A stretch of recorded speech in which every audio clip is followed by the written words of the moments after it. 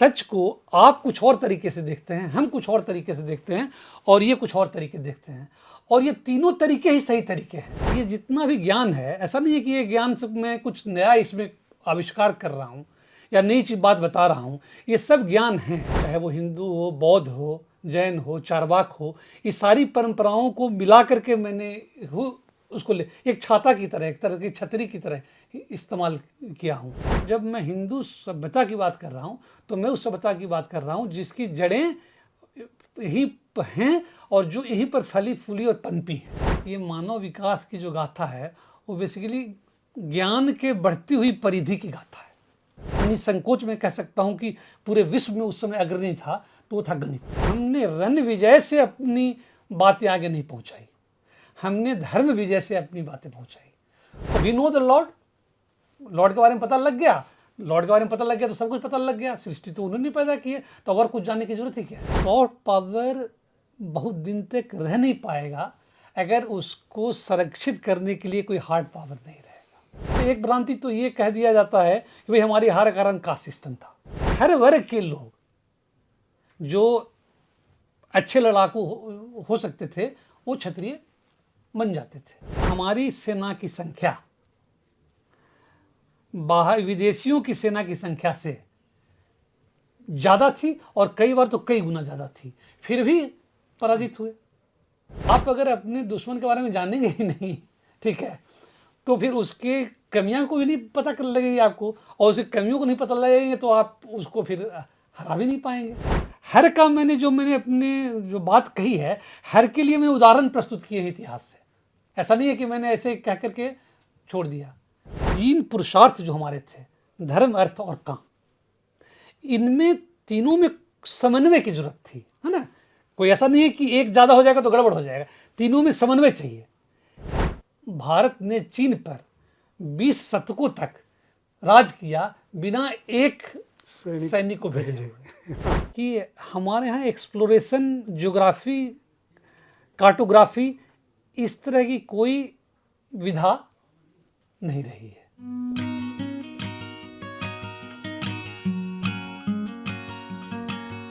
दुनिया जैसी है वैसी ही है, लेकिन जो लोग कुछ नहीं हैं और अपने को कुछ बनने भी नहीं देना चाहते, उनका इसमें कोई स्थान नहीं है।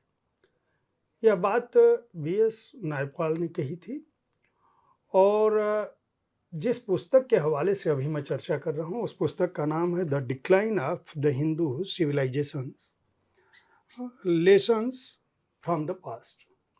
इसके लेखक हैं शशि रंजन कुमार जी, जो अभी साहित्य तक स्टूडियो में मेरे साथ उपस्थित हैं। यह कार्यक्रम बातें, मुलाकातें और शब्दरथी दोनों का समन्वित स्वरूप होगा, इसलिए क्योंकि मुख्य रूप से हम इस पुस्तक पर बात करेंगे। शशि रंजन जी से जानने की कोशिश करेंगे कि उन्होंने the decline of the Hindu civilisation को किन अर्थों में ग्रहण किया है और इसके किस प्रारूप को इस किताब में उन्होंने रखने की कोशिश की है, और अंततः इस किताब से उनका संदेश क्या है, वह कहना क्या चाहते हैं, इतिहास को किस दृष्टि से वह देख रहे हैं।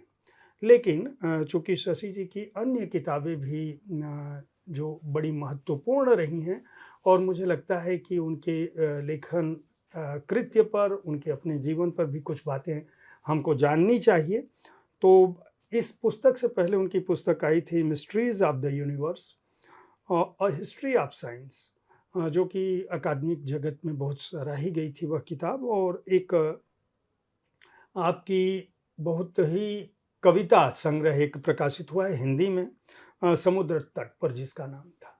बहुत बहुत स्वागत है सर आपका साहित्य तक में। बहुत बहुत धन्यवाद जयप्रकाश जी। और सबसे पहले तो मैं आपका शुक्रिया अदा करना चाहूँगा कि आपने साहित्य तक के मंच पर मुझे आमंत्रित किया है और आपसे बातचीत करने का मुझे अवसर आज मिला है। सर, सबसे पहले तो चूँकि हम लोग the decline of the Hindu civilisation पर बात कर रहे हैं, इस किताब को जब मैं पढ़ रहा था तो बहुत ही आज के समय में जो किताबें लिखी जा रही हैं इतिहास पर, उनमें कहीं न कहीं किसी न किसी विचारधारा का या तो प्रभाव है, या वो किताबें एक तरफ़ा हैं। या तो बहुत अकादमिक किताबें लिखी जा रही हैं या फिर विचारधारा से प्रभावित हैं। यह अपनी तरह की पहली किताब है जिसमें आपने तथ्यात्मक रूप से भारत की सभ्यता, भारत की संस्कृति, भारत के इतिहास और भारत की भावभूमि जिससे हम निर्मित हुए, उन सबको आपने लिखा है। साथ ही साथ उसका तुलनात्मक अध्ययन किया है कि जब भारत की सभ्यता पनप रही थी, तो दुनिया में और कौन सी सभ्यताएं थी और कहाँ पे हमारा वैचारिक उद्गम रहा। तो पहला प्रश्न मेरा ये है कि यह पुस्तक लिखने की बात आपके दिमाग में कैसे आई और आपने इसका वर्गीकरण कैसे किया? क्योंकि एक विराट पृष्ठभूमि पर लगभग 5000 वर्षों के सभ्यतागत चरण को किसी एक पुस्तक के पन्ने में समेटना और वो भी इस ढंग से कि लोगों को समझ में आए, अपने आप में एक बड़ा काम था। प्रकाश जी, तो ऐसा है कि अतीत के बारे में जानने की जिज्ञासा तो हम सबके मन में होती है। हालांकि मैं इतिहास का कभी उस तरह से छात्र नहीं रहा। 10वीं तक जो इतिहास सब लोग पढ़ते हैं उतना मैंने पढ़ा, और फिर मैं तो विज्ञान का छात्र रहा हूँ और फिर मैंने इंजीनियरिंग की पढ़ाई में मैं लग गया और उसके बाद मैं प्रशासनिक सेवा में आ गया। तो प्रशासनिक सेवा के दौरान भी थोड़ा, जब मैं सिविल सर्विसेज की तैयारी कर रहा था, उस समय भी हमको थोड़ा इतिहास से रूबरू होने का मौका मिला। तो इस सब से जानकारी प्राप्त हुई। और वो जो आप कह रहे हैं ना, विचारधारा की लड़ाई जो आप कह रहे हैं, तो मैं एक तरह से कह सकता हूँ कि इसी से मेरे मन में ये भाव पैदा हुआ। क्योंकि कुछ लोग का जो कहना है वो बिल्कुल अलग है और दूसरे लोगों का कहना बिल्कुल ठीक उसके उलट है। तो अब ये समझना बहुत मुश्किल है कि क्या सही है और क्या गलत है। तो इसी से मेरे मन में आया कि चलो खुद ही पढ़ने की कोशिश करते हैं। और कई बार होता ये है कि हम तो अधिकतर सेकेंडरी सोर्सेज या टर्सरी सोर्सेज या उनके बारे में जो संक्षेप में हमको बताया गया, उसको जान करके, उसको पढ़ करके हम जान लेते हैं इतिहास के बारे में। तो खास करके नैपॉल साहब की किताब जब मैंने पढ़ी, और उनकी आप जानते हैं 3 किताबें हैं। पहली किताब रही है भारत के ऊपर, पहली किताब रही है एन एरिया ऑफ डार्कनेस, दूसरी रही इंडिया ए वुंडेड सिविलाइजेशन, और तीसरी जो रही है मिलियन म्यूटिनीज। तो पहली 2 किताबें पढ़ करके मुझे ऐसा लगा कि जो बातें हमें बताई गई हैं वो शायद पूरी तरह से तो असत्य नहीं है, लेकिन वो आंशिक रूप से ही सत्य हैं। तो इसके बारे में थोड़ा हमें जानना चाहिए। तो मैं उन्हीं के जो लेख वगैरह थे उससे जान के पता लगा कि भई चचनामा भी कोई किताब है। और किताब आमिनी किताब है। और उन्होंने लिखा है एक जगह पर कि भाई इब्न बतूता जब आया था तो उसने जो अपना यहाँ पर ट्रैवलॉग लिखा है, इस सब को पढ़ना चाहिए। तो मैं फिर वो प्राइमरी सोर्सेज में जा करके इतिहास को पढ़ने लगा। जहाँ तक वर्गीकरण का सवाल है, तो ये बात तो मेरे मन में थी कि, और ये हम अक्सर सुनते रहते थे बड़े लोगों से कि भाई हमने बहुत सारे क्षेत्रों में हमारी बहुत उपलब्धियाँ रही हैं। लेकिन उसमें फिर उसमें भी वही वैचारिक द्वंद्व आ जाता था कि कुछ लोग तो इसको इतना बढ़ा चढ़ा करके पेश कर देते थे कि वो बिल्कुल फिर काल्पनिक लगने लगता था। और कुछ लोग कहते थे भाई इसमें तो कुछ था ही नहीं, क्योंकि यहाँ पर तो सिर्फ वही जाति प्रथा और जिसे कहते हैं कर्मकांड और घोर अंधविश्वास था। तो इन्हीं द्वंद्वों बीच से जन्म हुआ मेरी उत्सुकता का।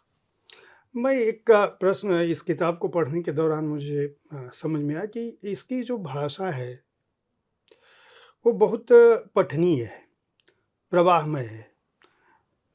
ये शैली आपने कैसे विकसित की? क्या वजह थी कि ये, मतलब न तो पूरी तरह से इसको विशुद्ध अकादमिक नहीं कर सकते, ये पढ़ते समय हमें लगता है कि हम कहीं न कहीं कहानियाँ पढ़ रहे हैं, हमारे सामने वो चित्र प्रत्यक्ष हो जाते हैं।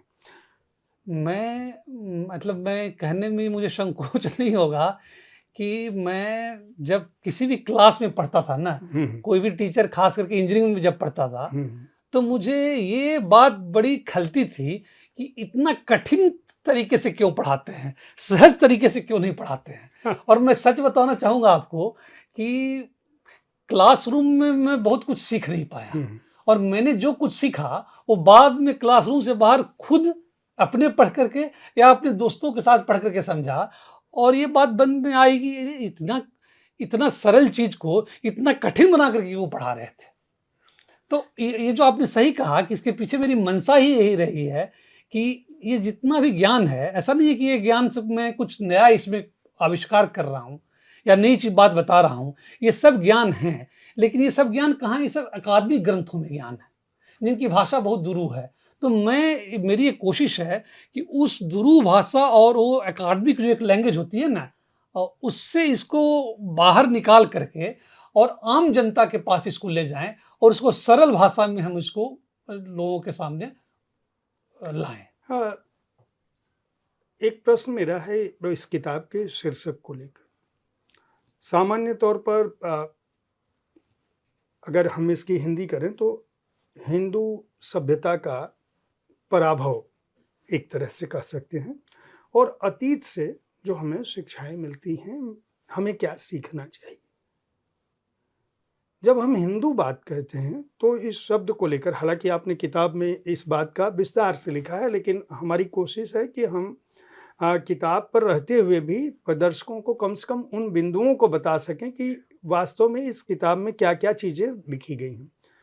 तो आज के समय में हिंदू शब्द जब हम कहते हैं तो बड़ा इस पर एक विवाद सा होता है, और हिंदुत्व पर भी बहुत विवाद होता है, जिसकी आपने भूमिका में ही अपनी बात कुछ हद तक स्पष्ट किया है।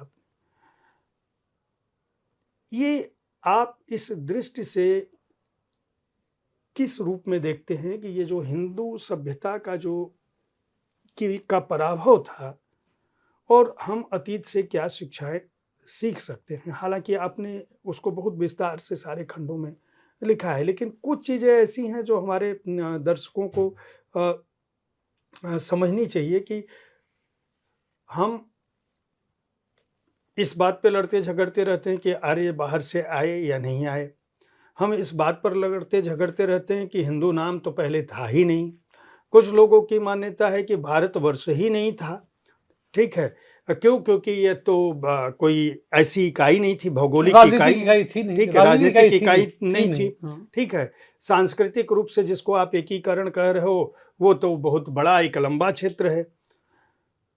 सभ्यताओं का जो विकास हुआ उसमें हड़प्पा मोहनजोदड़ो कहीं और है, और आप दक्षिण और उत्तर को बांटने की कोशिश करते हैं। द्रविड़ भाषाओं को अलग कहते हैं, आर्य भाषाओं को अलग कहते हैं। आपने इस शीर्षक को देने के पीछे जो आपकी सोच है, जो दृष्टिकोण है, आपने उसको अपनी भूमिका में बहुत स्पष्ट रूप से लिखा है। मैं दर्शकों से अपने आग्रह करूंगा कि जिन लोगों को भी अंग्रेजी समझ में आती है और जो लोग अंग्रेजी में पढ़ना चाहते हैं, हालांकि मैं अपने सभी रचनाकारों से जो भी हमसे बात करते हैं और अंग्रेजी में जिनकी भी पुस्तकें होती हैं, सभी से अनुरोध करता हूं कि आपकी किताब हिंदी में अवश्य आनी चाहिए। पेंगुइन रूपा से ये पुस्तक आई है, रूपा पब्लिकेशन से। तो चाहे जिस भी पब्लिकेशन की किताब हो, मैं ये कहता हूं कि भाई आप अपनी किताब हिंदी में भी लेकर आइए। तो रूपा पब्लिकेशन से आई है पुस्तक। मूल्य 995 रुपये है हार्ड बाउंड संस्करण का। अमेजन पे आपको और थोड़ी सस्ती मिल सकती है। तो पुस्तक तो हिंदी में आनी चाहिए, लेकिन आप इसका शीर्षक किस रूप में चुन रहे थे, और आपने जो भूमिका में स्पष्ट किया है बातें। इसका शायद नाम मैं इंडिक सिविलाइजेशन भी लिख सकता था, और कहीं आप तो चूंकि उसको पढ़ें तो आपने देखा होगा कि यहाँ पर टिप्पणी मैंने भी इसका उल्लेख किया है कि जब मैं हिंदू शब्द का प्रयोग कर रहा हूँ तो इसमें जितनी भी परंपराएं जो यहाँ से उपजी हैं, चाहे वो हिंदू हो, बौद्ध हो, जैन हो, चारवाक हो, ये सारी परंपराओं को मिला करके मैंने उसको एक छाता की तरह, एक तरह की छतरी की तरह इस्तेमाल किया हूँ। और आप ये भी जानते हैं, इसका मैं इसको इंडिक कह सकता था, लेकिन फिर इंडिक शब्द के साथ थोड़ा सा ये हो जाता है कि उतना लोगों में वो शब्द लोकप्रिय नहीं है।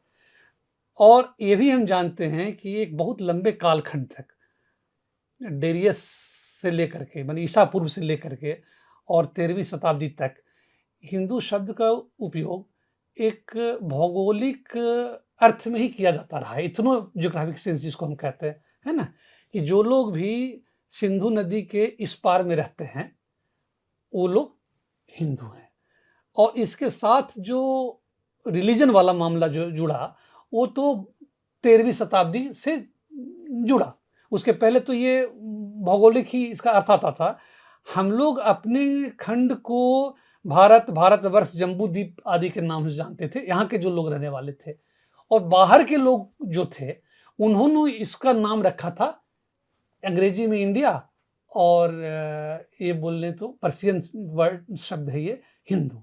तो इसी से ये शब्द आता है। तो मैं इसलिए बार बार ये स्पष्ट करना चाहता हूँ कि जब मैं हिंदू सभ्यता की बात कर रहा हूँ, तो मैं उस सभ्यता की बात कर रहा हूँ जिसकी जड़ें यहीं हैं और जो यहीं पर फली फूली और पनपी है, उनकी बात मैं कर रहा हूँ। आपका इस पुस्तक का जो पहला अध्याय है, और पूरी पुस्तक में आपने लगभग समानांतर उस दुनिया की बात की है, दो दुनियाओं की बात की है, और एक भारत का जो श्रेष्ठ समय काल खंड था, जिसको हम स्वर्णिम युग भी कह सकते हैं। और ये सभी लोग जानते हैं कि कोई छुपी बात नहीं है कि जो यूरोपीय आक्रांता या आक्रमणकारी या अंग्रेज जब आए थे तो भारत को सोने की चिड़िया कह रहे थे। उससे पहले सिकंदर के समय में और तुर्क की आक्रमण के समय में, तैमुरलंग के समय की बात मैं नहीं कर रहा हूँ, उस समय तो था ही था, और जितने भी पर्यटक आए उनकी भी बात थी। लेकिन एक बहुत बड़ी बात जिसको आपने अपनी किताब में लिखा है और जहाँ से ये बात शुरू होती है, सबसे बड़ी बात तो मैं पुस्तक की उस बिंदु के लिए बधाई दूंगा कि आप शुरुआत सभ्यताओं के टकराव से नहीं करते हैं, बल्कि सभ्यताओं के उत्कर्ष से करते हैं।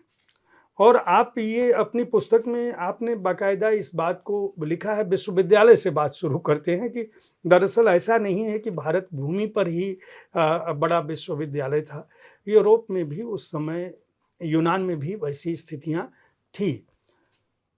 आपके दिमाग में जब ये वर्गीकरण कर रहे थे, तो जो पहला अध्याय है जिसको द जेनिथ आपने नाम दिया है, हिंदी में अगर हम कहें तो इसको हम कह सकते हैं कि सर्वोच्च उत्कर्ष, वह बिंदु जहां जिसको देखने के लिए हमें एकदम गर्दन ऊपर करनी पड़े।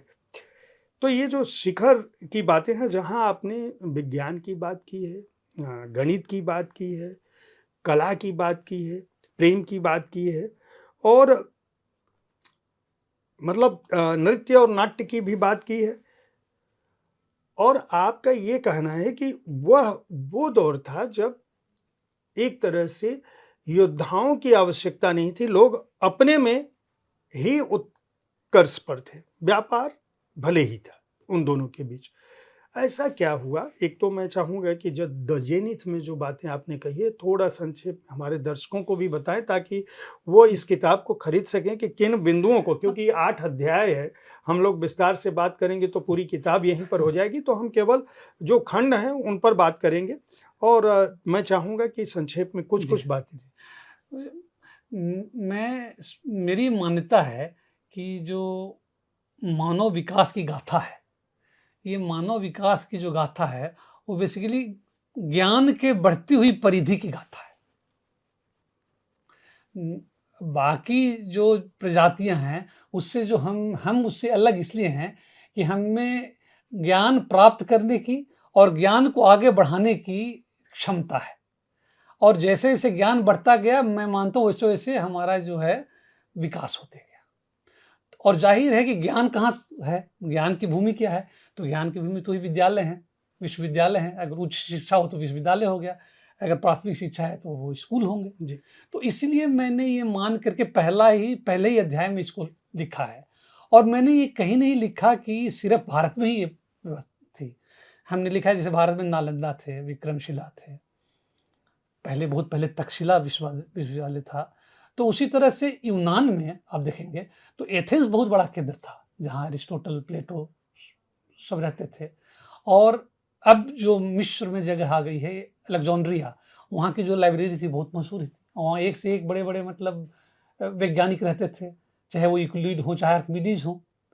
तो ये संभव लगता नहीं है, लेकिन आज से 2000 साल पहले भी, 3000 साल पहले भी ज्ञान एक ऐसी चीज रही है जो उस जमाने में भी एक जगह से दूसरे जगह जाती और आती रही है। आदान प्रदान ज्ञान का हमेशा से होता रहा है, जबकि उस समय ट्रांसपोर्ट और कम्युनिकेशन की स्थिति क्या रही होगी आप समझ सकते हैं। तो ऐसा नहीं है कि सिर्फ आज ये हो रहा है, बहुत पहले से होता आ रहा है। तो मैंने बगदाद में जो बेतुल हिकमा था उसका भी जिक्र किया है, यूनान में एथेंस का जिक्र किया है, अलेक्जेंड्रिया का जिक्र किया है, नालंदा का जिक्र किया है, और ये बताने की कोशिश की सब जगह किस किस तरह से पढ़ाई होती थी और क्या उनके उपलब्धियां रही है। जहाँ 8 अध्याय की जो बात करी है, तो उसमें मैंने एक अध्याय तो इस पर रखा है, शिक्षा पर, एक अध्याय मैंने खगोल शास्त्र पर रखा है, एस्ट्रोनॉमी। और एस्ट्रोनॉमी में भी मतलब हमारी जो हिंदू एस्ट्रोनॉमी और ग्रीक एस्ट्रोनॉमी, ये दोनों बहुत ही इसकी ऊंचाइयां इसने शिखर पर पहुंचाया था। गणित में एस्ट्रोनॉमी से ज़्यादा अगर कोई एक विषय जिसको मैं कहूँ कि जिसमें भारत बिना निसंकोच में कह सकता हूँ कि पूरे विश्व में उस समय अग्रणी था, तो वो था गणित। गणित का सिर्फ एक ऐसा सब्जेक्ट है गणित के अंदर जिसको शायद हम उतने अच्छे से नहीं कर पाते, वो तो ज्यामिति। ज्यामिति के अलावा अगर आप कुछ भी ले लें, त्रिकोणमिति ले लें, अलजबरा ले लें, अरिथमेटिक ले लें, कैलकुलस ले लें, ये सब में हमारा स्थान निसंकोच दुनिया में अग्रणी था। फिर उसके बाद मैंने मेडिसिन में जिक्र किया है, चरक संहिता और सुश्रुत संहिता। मैंने चाइनीज मेडिसिन के बारे में लिखा है और ग्रीको रोमन मेडिसिन के बारे में लिखा है। फिर एक अध्याय में मैंने भरत मुनि के नाट्यशास्त्र और एरिस्टोटल के पोएटिक्स की तुलना की है कि एक का तो आधार रस है ना, हमारा तो रस जी, पर जी। है, रस पर चलता है, और दूसरे का आधार जो है वो कैथारिसिस है ना, उसमें उसका एंड पॉइंट कैथारिसिस है। और उसका 8वां अध्याय जो है, मैंने ये कहने की कोशिश की है कि हमारा विजय जो था, एक ये शब्द मैं यूज करता हूं अपनी किताब में कि हमने रण विजय से अपनी बातें आगे नहीं पहुंचाई, हमने धर्म विजय से अपनी बातें पहुंचाई। तो हमारी ये परंपरा जो और हमारा जो ज्ञान विज्ञान यहाँ से चलकर और पूरे दक्षिण पूर्व एशिया और जापान, चीन, कोरिया, फिलीपींस तक पहुंचा बिना किसी एक सैनिक को भेजे हुए। इसलिए उस अध्याय का नाम ही मैंने रख दिया विदाउट ए सिंगल सोल्जर। और ये आया कहाँ, ये शब्दावली आई कहाँ से? तो एक हुशी करके एक बहुत ही प्रोमिनेंट स्टेट्समैन थे 20वीं सेंचुरी में चीन में, तो उन्होंने लिखा कि भारत ने चीन पर 20 शतकों तक राज किया बिना एक सैनिक को भेजे हुए। हाँ, वो अब मैंने पढ़ा तो उसी किया। से भी मैंने उस अध्याय का शीर्षक का नाम ही रख दिया विदाउट ए सिंगल सोल्जर, बिना एक भी सैनिक के। तो अधिकतर होता ये है कि जब आप देखेंगे कि सिकंदर भी जब आते हैं वहाँ से यूनान से चलते हुए और उधर इजिप्ट से होते हुए और इधर पूरी दुनिया को जीतते हुए, तो उनकी जीत के साथ ही उनका सिविलाइजेशन और कल्चर आगे बढ़ता है ना। और ये कई बार आप देखेंगे कि मतलब वो जिसे कहते हैं ना कि घोड़ों की पीठ पर सवार होकर के ही सभ्यता आगे बढ़ी है। लेकिन ये एक थोड़ा सा अनूठा केस था कि जहाँ पर घोड़ों पर सवार होकर के सभ्यता न पहुंचने की जगह पर ज्ञान में अपनी शक्ति से ही वो आगे बढ़ गया।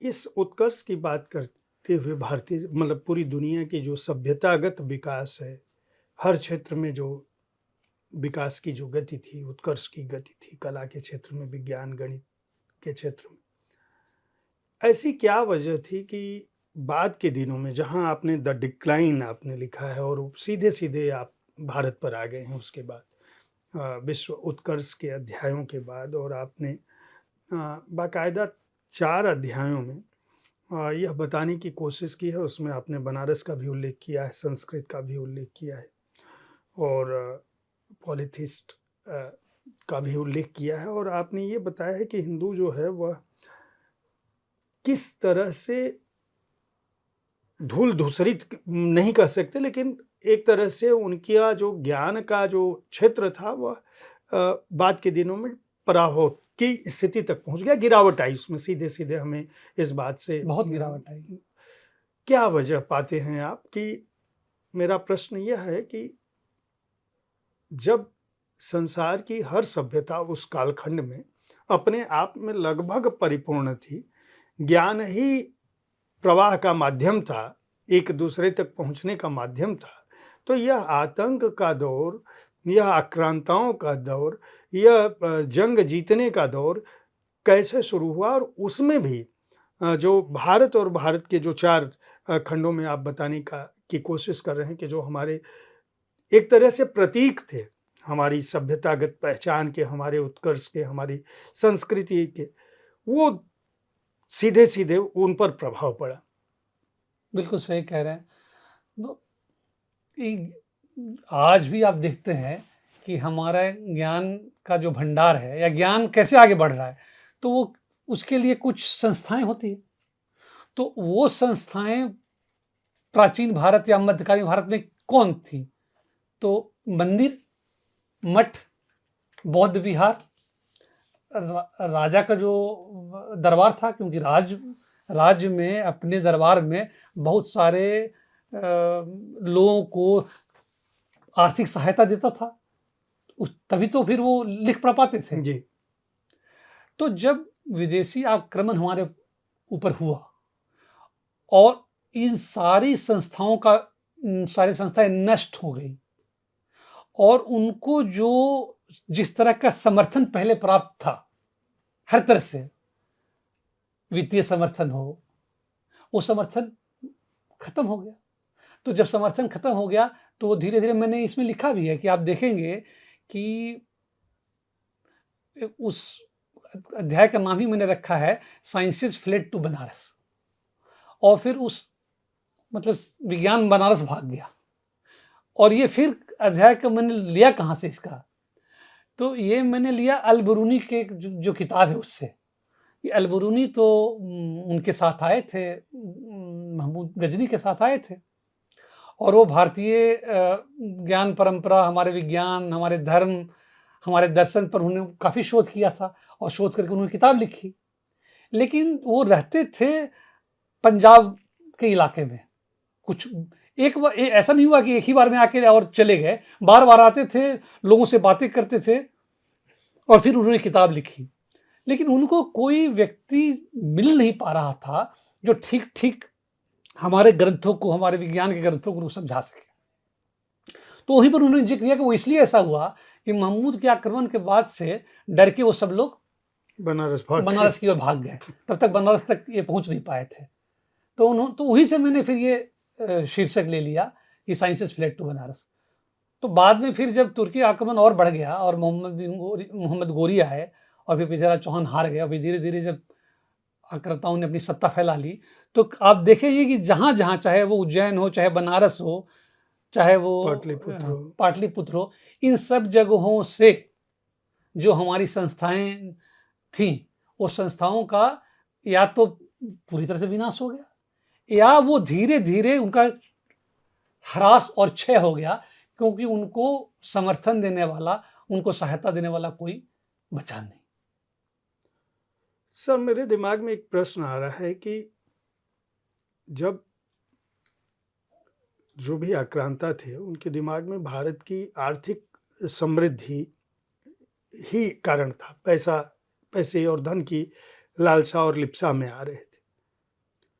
तो ऐसी क्या वजह थी कि वे हमारे ज्ञान केंद्रों को, हमारे सांस्कृतिक केंद्रों को, हमारे धार्मिक पहचान के केंद्रों को नष्ट कर रहे थे? हम तो उनके यहाँ जा नहीं रहे थे। आए, संपत्ति लूट लिए, चले जाते।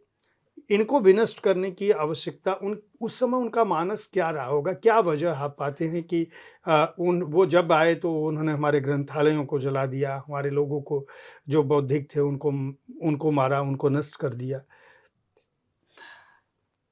जो भी एक ईश्वरवादी धर्म है, और मैं दोनों कहूँगा, क्रिश्चियनिटी और इस्लाम, दोनों में ही आप देखेंगे कि दोनों ही में, क्रिश्चियनिटी में तो खास करके, जब रोमन साम्राज्य ने क्रिश्चियनिटी को अपना राज्य का धर्म बना लिया, उसके बाद से लेकर के जब तक यूरोप में पुनर्जागरण नहीं हुआ, तब तक वो कालखंड को ही मध्य युग कहा गया, है ना? और उस मध्य युग खत्म कब होता है? यानी वो डार्क एज जो है, अंधकार का युग जो है, वो खत्म ही कैसे होता है? और यूरोप में जो पुनर्जागरण है, उसकी शुरुआत ही कैसे होती है? यूरोप में पुनर्जागरण की शुरुआत होती है वापस वही ज्ञान विज्ञान की परंपराओं की पुनर्खोज से, कि अरस्तु और प्लेटो जिनको लोग यूरोप में भूल चुके थे, जब उस जड़ों में फिर से जाना उन्होंने शुरू किया और अपनी सभ्यता को पहचानना शुरू किया, क्योंकि इतने सालों में तो ये हो गया था कि भगवान को हम जान चुके हैं, वो एक गॉड है, अब इसके अलावा और सच जानने की जरूरत क्या है। तो ये दुनियावी जो ये किताब में की जो बातें हैं, इन बातों का तो कोई अर्थ नहीं है, ये सब तो एंटी एंटी गॉड है, इसका कोई मतलब नहीं है। We know the lord, lord के बारे में पता लग गया, लॉर्ड के बारे में पता लग गया तो सब कुछ पता लग गया, सृष्टि तो उन्होंने पैदा की है, तो और कुछ जानने की जरूरत ही क्या है। तो शुरू में तो आप देखेंगे कुछ कुछ जो ईसाई मिशनरी के जो बड़े बड़े फादर रहे हैं, उन्होंने उनके स्टेटमेंट है ये कि नॉलेज इज फुलिशनेस, ज्ञान जो है ये मूर्खता है। ये तो एक तरह से देखा जाए तो बिलीफ के ऊपर एक प्रहार है जी। है ना। इस्लाम में एक कालखंड ऐसा था 9वीं शताब्दी में, जब हारून रशीद, अल मामून, ये सब लोग थे, तो उन्होंने ज्ञान और विज्ञान को आगे बढ़ाया। लेकिन फिर जब अल गजाली आए, तो अल गजाली ने आकर के फिर वही कह दिया कि भाई ये सब कुछ भगवान ही डिसाइड करते हैं और उनके बिना पत्ता भी नहीं हिलता। और ये उन्होंने तर्क दिया है कि अगर किसी चीज़ को हम जला रहे हैं तो जलाने से अगर उस आग लग जा रही है, तो ये आप जिसे जला रहे हैं उसे आग नहीं लग रही है, ये सब ईश्वर की कृपा से जल रहा है। तो कारण और प्रभाव है ना, हम तो रीजन ढूंढते हैं ना, विज्ञान में क्या ढूंढते हैं, किसी चीज़ का क्या कारण है। उन्हें कह दिया नहीं, ये सब कुछ मतलब ही नहीं है। तो जो आए आक्रांता, तो वो उन्होंने फिर उसी को आगे बढ़ाया। और इस बात के साक्ष्य हैं, और इसका मैंने यहाँ पर लिखा है कि पहले जो बड़े राजा थे कॉन्स्टेंटाइन, जिन्होंने कि क्रिश्चियनिटी को राज्य धर्म बनाया, रोमन साम्राज्य के, उन्होंने खुद ही और आदेश दिए थे वहाँ की जो बहुत बड़ी लाइब्रेरी थी अलेक्जेंड्रिया की, उसको गिराने की और किताबों को जलाने की। और किताबों को जब जलाया जाता उसका बॉनफायर किया जाता था, तो सब जो उनके क्रिश्चियन एडहेरेंस थे वो सब आके खूब तालियां बजाते थे और खुशियां मनाते थे। तो उसके ठीक उलट हमारे यहाँ ये परंपरा रही कि सच को देखने के कई तरीके हैं। कि भाई सच को आप कुछ और तरीके से देखते हैं, हम कुछ और तरीके से देखते हैं, और ये कुछ और तरीके देखते हैं, और ये तीनों तरीके ही सही तरीके हैं, ये कोई नहीं कहा जा सकता। शुरू में ही मैंने पहले ही अध्याय में मैंने आगम आडंबर नाम की एक पुस्तक का जिक्र किया है।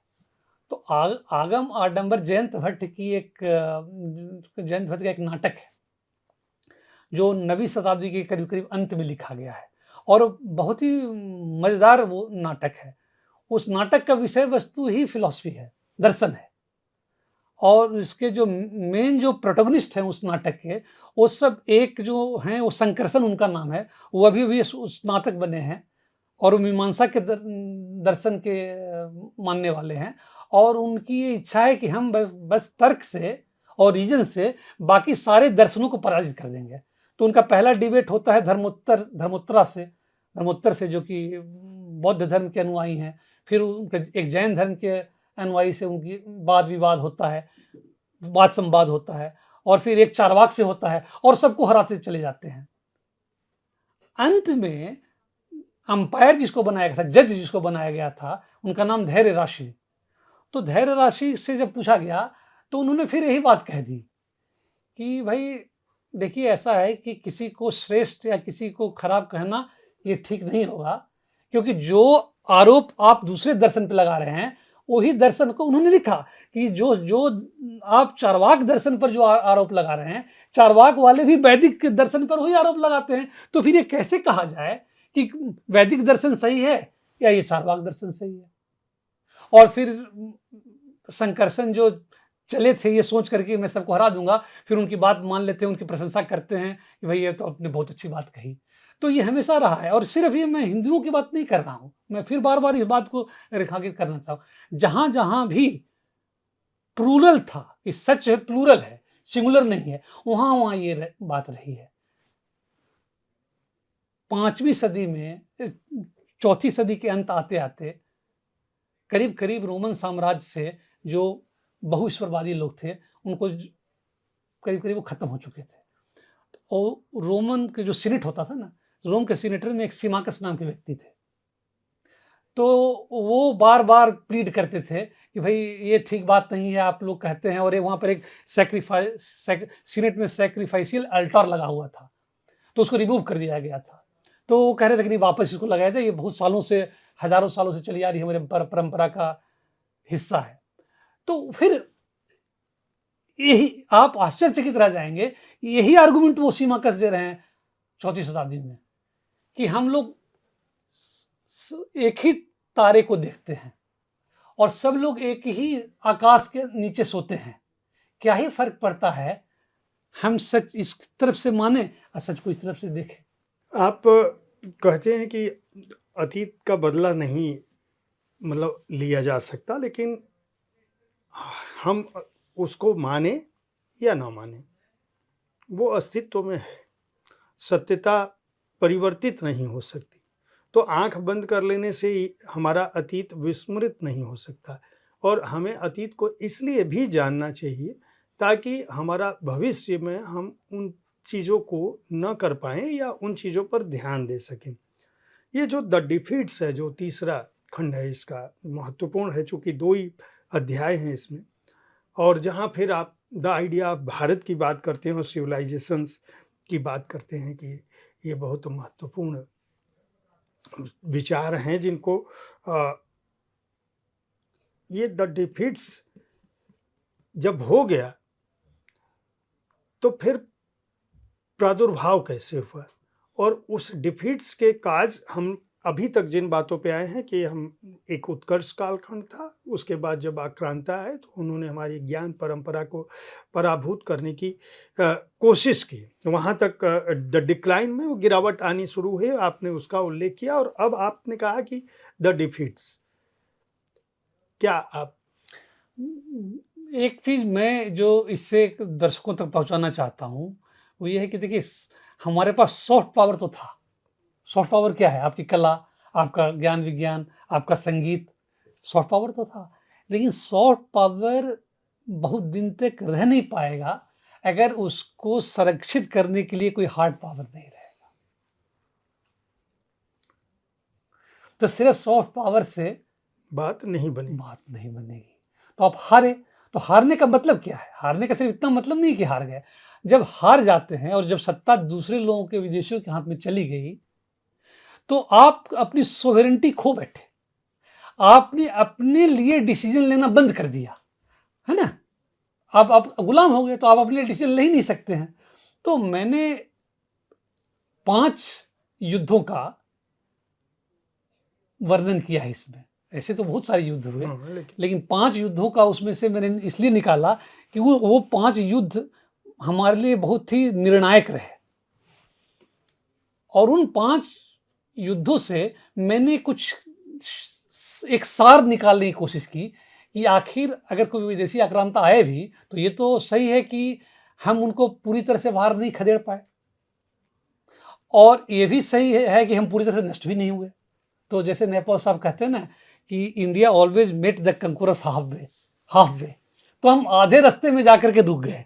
हम उनको न वो पूरी तरह से हम पर हावी हो सके और न हम उनको यहाँ से बाहर निकाल सके। तो उससे मैंने कोशिश की निकालने की, और इसमें कई सारी भ्रांतियां हैं। जैसे एक भ्रांति तो ये कह दिया जाता है कि भाई हमारी हार का कारण कास्ट सिस्टम था, कहा जाता है ना। ये बहुत ही प्रचलित है, और खासकर बौद्धिक लोगों में और इतिहासकारों में ये कि कास्ट के कारण से हम हार गए। अब मैंने इसमें ही दिखाया है कि एक तो कि जो सेनाएं होती थी किसी भी राजा की, आप देखिएगा सब कास्ट के लोग थे। ऐसा था ही नहीं कि सिर्फ क्षत्रिय लोग उसमें भाग लेते थे, सब तरह के लोग थे। राजा भी थे, राजा का भी मैंने जिक्र किया है, कई राजाओं का जिक्र किया है, चाहे मौर्य हो। मौर्य भी क्षत्रिय नहीं थे, गुप्ता डायनेस्टी भी क्षत्रिय डायनेस्टी नहीं था, पाल वंश भी क्षत्रिय वंश नहीं था, मराठा भी क्षत्रिय वंश नहीं थे। तो आप गिनते जाइए।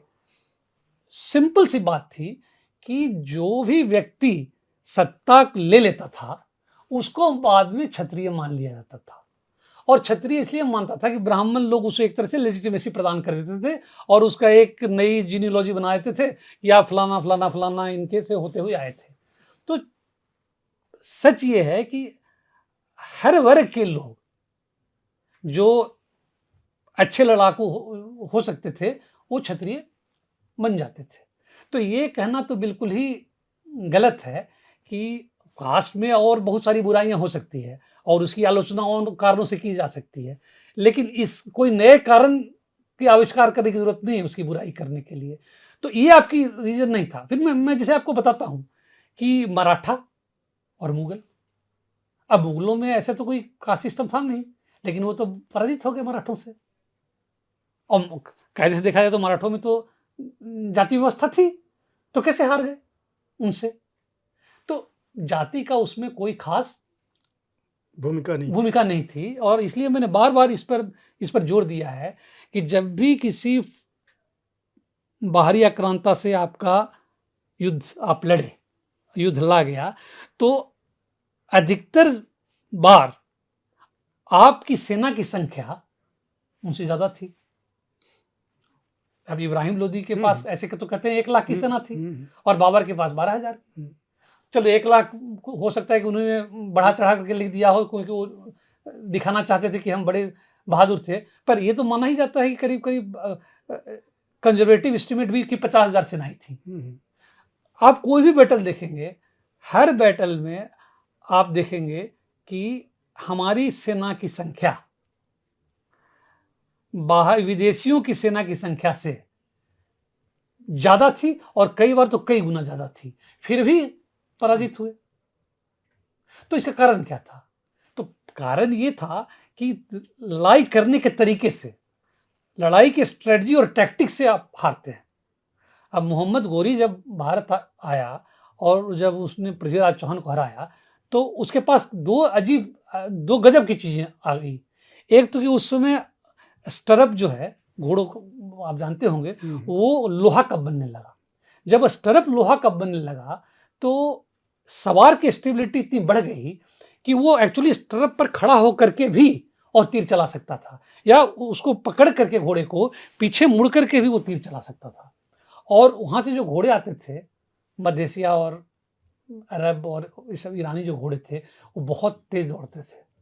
तो इतना तेज गजनी भी जब आता था तो इतनी तेजी से उसकी आर्मी बढ़ती थी, जिसको आज के दुनिया में स्ट्रेटेजिक मोबिलिटी कहते हैं। इतनी मोबाइल थी उसकी सेना, और हमारी सेना जो है धीरे धीरे चलती थी।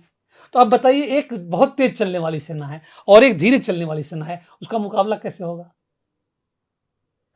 अच्छा, आप देखिए, उनके जो रसद सामान होते थे वो ऊंटों पर चलते थे। ऊंट दौड़ते हुए चलता था, आपके बैलगाड़ी पर चलते थे। तो आप समझ रहे हो कि आपको जानने में कितना वक्त लगेगा। तो स्पीड, सरप्राइज करता था वो। मोहम्मद गोरी पहला युद्ध हार गया, दूसरे युद्ध में उसने क्या किया? मुंह लुके अंधेरे में ही उसने आक्रमण कर दिया पृथ्वीराज की सेना को। और हमारे यहाँ तो सूर्योदय से पहले लड़ते नहीं थे, वो सब अभी बाहर निकले हुए थे। कुछ लोग खाना भी नहीं खाए थे, बाहर निकले हुए थे, गए हुए थे नित्य क्रिया से निवृत्त होने के लिए, औचक पकड़े गए। तो मैं ये कह रहा हूं कि जाति प्रथा के कारण अब नहीं आ रहे, क्योंकि गलत अगर कारण में फंस जाएंगे तो फिर उसका गलत ही मतलब आप निदान नहीं निकाल पाएंगे उसका।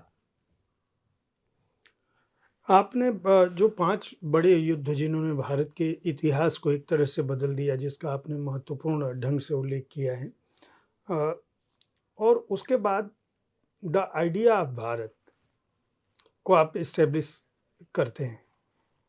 मैं चाहूँगा कि उन 5 युद्धों का संक्षेप में ही युद्धों का जिक्र करते हुए ये द आइडिया ऑफ भारत फिर से एक तरह से प्रतिष्ठित होने की स्थिति कब बनी और कैसे बनी, और उनमें किन की भूमिका रही? ये 5 जो युद्ध मैंने चुने हैं, सबसे पहला वाला जो हमारे सिकंदर और पोरस के बीच का जो युद्ध था 326 ईसा पूर्व में, झेलम के किनारे जो लड़ा गया, उसमें पोरस हार गए, लेकिन हार करके भी वो थोड़ा जीत गए। इस सेंस में कह रहा हूं कि फिर सिकंदर की सेना तब तक काफी डर गई थी और उस युद्ध में हाथियों ने बहुत अच्छा काम किया था। और जब सिकंदर को ये पता लगा कि बाद में नंद लोग रहते हैं और जिनके पास तो 5,000 6,000 हाथियों की सेना है, और तब तक सिकंदर की सेना थक भी चुकी थी, तो उन्होंने वापस मुड़ने का ही ये बनाया। लेकिन उस घटना का महत्व इसलिए है कि उसके बाद से उससे सीख लेकर के लार्ज स्केल में हाथियों का व्यवहार किया जाने लगा। एक तरह से कहते हैं ना, मिलिट्री रिवोल्यूशन इसको हम लोग कहते हैं। रिवोल्यूशन इन मिलिट्री अफेयर्स उस समय हुआ, इसलिए मैंने उसको रखा है। फिर दूसरा युद्ध जो सबसे बड़ा था वो 1192 का तराई का दूसरा युद्ध। ये बहुत ही महत्वपूर्ण है क्योंकि उससे तुर्की शासन यहाँ पर स्थापित हो गया। तीसरा जो फिर मैंने युद्ध लिखा है, जिसको वर्णन किया है, वो है आपका पानीपत का प्रथम युद्ध। क्योंकि पानीपत के प्रथम युद्ध में बाबर से इब्राहिम लोदी हार गए। और चौथा युद्ध जो मैंने रखा है वो रखा है पलासी का युद्ध, क्योंकि उसको पहला बड़ा युद्ध माना जाता है, जिसमें इंग्लिश ईस्ट इंडिया कंपनी ने अपने आप को जीत करके फिर बंगाल और बिहार पर अपना आधिपत्य जमा लिया, शासन किया। और लास्ट में मैंने उसको रखा है, वो सेकंड एंग्लो मराठा वॉर से है, बैटल ऑफ असई। वो इसलिए है कि मराठा लगभग पूरे हिंदुस्तान पर कब्जा स्थापित करने वाले ही थे मुगलों को हरा करके तब तक, और नेटिव रूल जिसको हम कहते हैं पुनर्स्थापित करने जा रहे थे, कि इस बीच में अंग्रेज आ गए और अंग्रेजों से वो हार गए, और अंग्रेजों से हार बार भी धीरे धीरे करके अंग्रेजों की सत्ता पूरी तरह से स्थापित हो गई। तो इसलिए इन कारणों से मैंने इन 5 युद्धों को रखा है। जहाँ तक आइडिया ऑफ भारत का सवाल है, तो ये इसलिए मैंने रखा कि आइडिया ऑफ इंडिया के बारे में तो बड़ी बातचीत होती है, और इंडिया एक ऐसा शब्द है जो बाहरी लोगों ने दिया, और भारत एक ऐसा शब्द है जो हमने अपने आप के लिए कहा। और इंडिया शब्द में एक भौगोलिक दूरी है। तो वो दूर से कह रहे हैं कि भाई जो लोग भी सिंधु नदी के पूर्व में रहते हैं वो सब लोग हिंदू हैं। लेकिन भारत शब्द में एक तरह की इंटीमेसी है, और भारत का मैंने एक जगह लिखा है कि हमारी, जैसे कि सब लोग जानते हैं कि कोई लंबे काल खंड में कोई एक राजनीतिक सत्ता तो थी नहीं जो पूरे भारतवर्ष में फैली हुई थी, लेकिन सांस्कृतिक एकता थी। सभ्यता की तरह से अगर देखा जाए तो वो एकता थी, और हर आदमी जो है, हर राजा के मन में ये इच्छा होती थी कि वो चक्रवर्ती साम्राज्य बन जाए, शासक बन जाए, बना ले। तो चक्रवर्ती का मतलब क्या था? जिसकी सत्ता समुद्र से लेकर के हिमालय तक फैली हुई हो। तो ये बात जो है, बार बार भारतवर्ष की बात हमारे पुराणों में जम्बूद्वीप की चर्चा हुई है, अशोक के शिलालेखों में जम्बूद्वीप की चर्चा है। जो बौद्ध हो, जैन हो, हिंदू हो, ये सब जगह हम अपने को कैसे समझ रहे हैं, इस पर पूरे चर्चा होती रही है। और हमारा जो सोचने का तरीका ये रहा है कि स्कॉलर्स और पिलग्रिम्स, ये तीर्थयात्री, सेना नहीं, तीर्थयात्री एक जगह से दूसरी जगह जाते थे, और वही जहां जहां जाते थे, चार जगहों पर वो 4 पीठ हैं और शक्तिपीठ है 52। तो ये हमारी सांस्कृतिक एकता का प्रतीक था। आपने विष्णु पुराण का भी उल्लेख किया है। हाँ। अब चौथा अध्याय जो इस पुस्तक का एक तरह से मैं कह सकता हूँ कि कंक्लूडिंग अध्याय है, जिसमें आप कारणों की तलाश भी करते हैं, और कारणों की तलाश में आप 2 बहुत महत्वपूर्ण है। एक तो युद्ध के बारे में बताते हैं कि क्या कुछ, किस तरह से और कैसे, और दूसरा आप कहते हैं कि अगर कोई हमारा दुश्मन है तो हमें उसको जानना चाहिए। हमारी ये 2 बड़ी खामियां थी, यानी युद्ध के स्तर पर चाहे हमारी रणनीति रही हो, चाहे हमारी सेना रही हो, चाहे हमारे आयुध रहे हों, चाहे हमारा दृष्टिकोण रहा हो, जिसमें आपने पुस्तक पढ़ते हुए ये आभास होता है कि बहुत बार उदारता भी एक तरह से हम जिसको मान रहे हैं कि ये बहुत उदारता है, हमारी परंपरा है, हम मानवीय हैं, लेकिन युद्ध जो है वह इस तरह की लग्ज़री आपको नहीं देता है।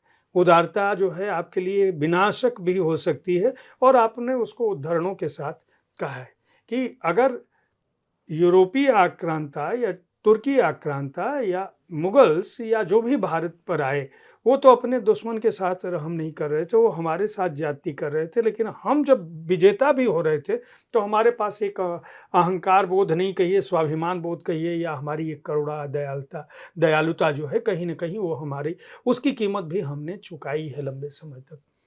तो ये जो 2 अध्याय है जिसको हम निष्कर्ष के तौर पर है, मैं चाहूँगा कि इसके बारे में थोड़ा दूसरे वाले सवाल पर पहले आ जाते हैं कि एक जो बहुत ही चीज़ स्ट्राइकिंग है, मतलब बिल्कुल आपको वो ये है कि हमारे यहाँ एक्सप्लोरेशन, ज्योग्राफी, कार्टोग्राफी इस तरह की कोई विधा नहीं रही है। दूसरे जगह से लोग आए तो आप देखेंगे तो स्वानजांग से लेकर के और ईजिंग से लेकर के और बतूता, मार्को पोलो, एक से एक लोग आए और अलग-अलग जगहों से आए। यहाँ पूरी जगह घूमे और घूम करके यहाँ समाज कैसा है, यहाँ का धर्म क्या है, इस सब के बारे में लिखा। एक भी कोई ऐसा उदाहरण नहीं है कि जो भारतीयों ने ऐसा कोई काम किया हो। यहाँ से दूसरों जगह जाकर गए, तो ऐसा नहीं है कि लोग गए नहीं, तो जो जाने वाले लोग थे वो अलग-अलग उद्देश्यों से जा रहे थे। कोई व्यापार के लिए जा रहा है, कोई धर्म के प्रसार के लिए जा रहा है, वो सब सही बात थी। लेकिन एक जो सामरिक स्ट्रैटेजिक थिंकिंग, ज्योग्राफिक है ना, जियो स्ट्रैटेजिक थिंकिंग जिसको कहते हैं ना, उस विचार से कोई गया नहीं। और एक तरह से देखा जाए तो मैंने लिखा है कि दूसरे जगहों के जानने के बारे में हमारे मन में एक अरुचि थी, जानना ही नहीं चाहते थे। तो अब और आप दूसरे को आने दे रहे हैं, तो दूसरे जो लोग आ रहे हैं वो आपको, भाई आप देखें ब्रिटिश लोग जब यहाँ पे आता है तो कितनी मेहनत उन्होंने की है यहाँ के समाज को समझने के लिए, और ये समझ करके समझा कि किससे किसको लड़ाया जा सकता है। तो समझना पड़ेगा ना उस समाज को। तो आप अगर अपने दुश्मन के बारे में जानेंगे ही नहीं, ठीक है, तो फिर उसके कमियां को भी नहीं पता कर लगेगी आपको, और उसकी कमियों को नहीं पता लगेंगे तो आप उसको फिर हरा भी नहीं पाएंगे। तो ये एक बहुत बड़ा, मेरे हिसाब से ये हमारी हार का एक कारण रहा कि हमको दूसरे लोगों के बारे में जानने की बहुत ज़्यादा अभिरुचि नहीं रही। हमें जानना चाहिए था और जाके देखना चाहिए था। जैसे मैंने लिखा भी है कि 711 में मोहम्मद बिन कासिम ने सिंध पर आक्रमण किया, उससे 300 साल बाद फिर गजनी आते हैं। ये 300 साल का कालखंड बहुत लंबा कालखंड होता है। इस बीच में पारसियों को वहाँ से निकाल बाहर किया गया और उनको जबरन उनका धर्म परिवर्तन करा दिया गया। वो लोग भाग करके आकर के कुछ गुजरात में शरण लिया उन्होंने। हमने जानने की कोशिश नहीं की कौन लोग हैं, कहाँ से आ रहे हैं, क्यों आ रहे हैं, इनकी किताबों में क्या लिखा हुआ है, ये क्या चाहते हैं। तो ये तो कभी ही मानी जाएगी। तो ये एक बहुत बड़ा मुझे लगा कि ये एकदम से इतिहास को पढ़ते हुए बिल्कुल स्पष्ट दिखता है, कमी से महसूस होती है कि कोई यहाँ से जाकर कोई लिखा क्यों नहीं। और दूसरी बात जो है वो ये है, जिसमें मैंने एक चीन के महान लेखक हैं सुनजू, जो युद्ध पर और लिखते रहते हैं, तो उन्होंने ये लिखा है कि all war is based on deception. चकमा देना है, युद्ध में दुश्मन को चकमा देना है। और आप अगर एक तरीके से युद्ध लड़ रहे हैं, कुछ कानून किससे लड़ रहे हैं, आप तो इस बात को मान रहे हैं। अगर हम और आप लड़ रहे हैं, दोनों अगर इस बात को मानेंगे तब तो ठीक है, लेकिन अगर हम इस बात को माने और आप न माने तो फिर तो युद्ध में आपकी पराजय होनी निश्चित है। तो ये एक बहुत बड़ा कारण रहा कि डिसेप्शन जो है ना, all war is based on deception. तो आप बार बार देखेंगे, और हर का मैंने अपने जो बात कही है, हर के लिए मैंने उदाहरण प्रस्तुत किए हैं इतिहास से। ऐसा नहीं है कि मैंने ऐसे कह करके छोड़ दिया कि वो सिकंदर आया तो आकर के वो झेलम पार कर चुका अंधेरे में, रात में, मुल्क में, तब पोरस को पता लगा कि अरे ये तो आ चुका है।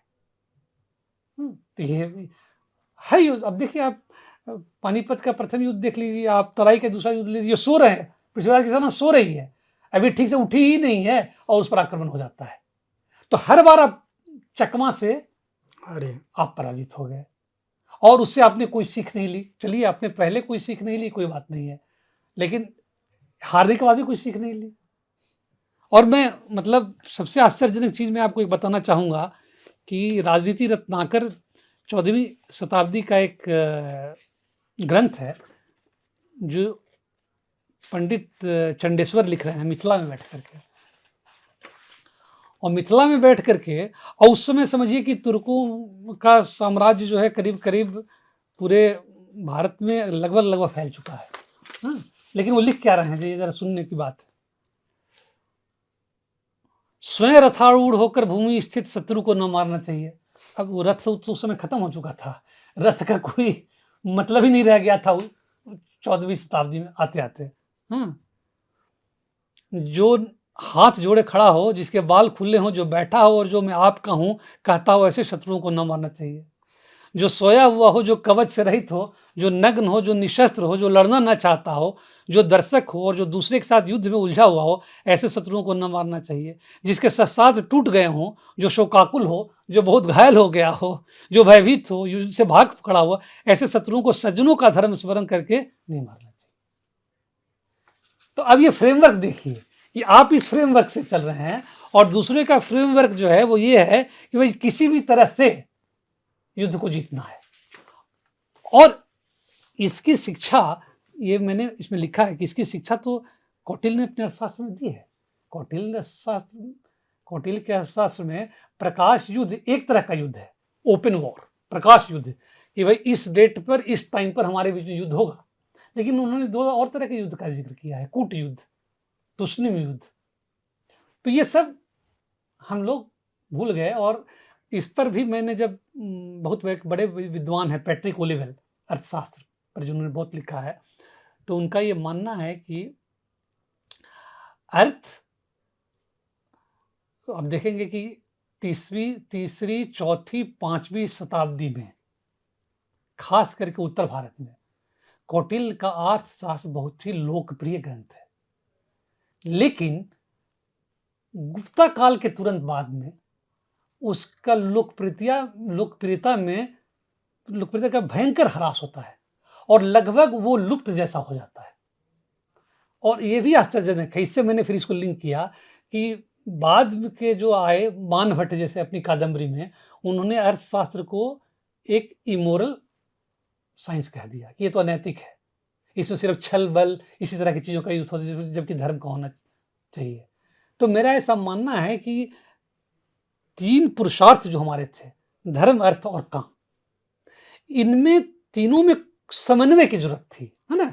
कोई ऐसा नहीं है कि एक ज्यादा हो जाएगा तो गड़बड़ हो जाएगा, तीनों में समन्वय चाहिए। लेकिन हुआ ये कि धीरे धीरे समन्वय टूट गया और अर्थ जो है धर्म के अधीन हो गया। तो उसके नतीजा आप ये देख रहे हैं कि राजनीति रत्नाकर में पंडित चंडेश्वर को तो उस समय की राजनीतिक स्थिति का एहसास होना चाहिए था और उस बदली हुई परिस्थिति में कोई नई बात बतानी चाहिए थी, है ना, कि भाई अब इस काल में ऐसे युद्ध लड़ना चाहिए। पर वो कह रहे हैं कि ऐसे, और पूरी तरह से अर्थशास्त्र की जो नीति थी, प्रैग्मेटिक जो नीति थी, उस नीति को भूल चुके हैं। वर्तमान में आप क्या स्थिति देखते हैं? जैसे मैंने कहा कि आदमी जब कोई देश गुलाम हो जाता है तो अपने लिए वो निर्णय लेना बंद कर देता है।